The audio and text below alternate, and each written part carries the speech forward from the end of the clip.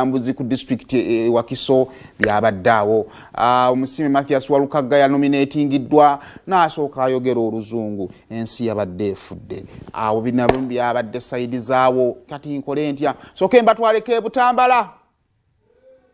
Kakati Butambala Honorable Muwanga Kivumbi omubaka waayo era bali mu kampu yemu ne Aisha Kabanda bakubye olukuŋŋaana lwabwe olwasookedde ddala.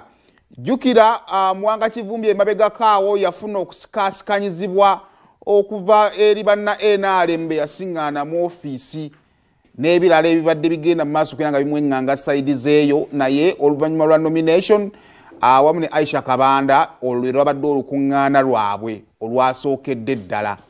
Naye ate era ne Lydia Mirembe side zeeri ye nga ayagala kifo kya mbaka mukyala naye yakubye olukuŋŋaana gaggadde soko mpe ku lwa Lydia naye n'akuba olulwe gaggadde kaakati olwa Lydia tolulina luteekeyo nalwo naye Lydia naye n'akuba olukuŋŋaana side zeeri nalwo nga luli gaggadde olulaba kaakati Butambala nako kagenda kuba kazibu.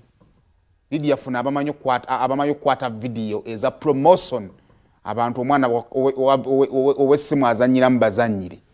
Ekyo kyekyabadde Butambala side zeeno nga Lydia waali side zeeno nga Muwanga Kivumbi waali.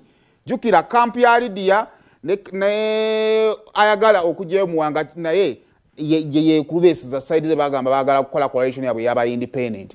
Eno Aisha Kabanda ne Muwanga Kivumbi ba National Unity Platform kaakati eyo nayo kitokota okirabye ekyo.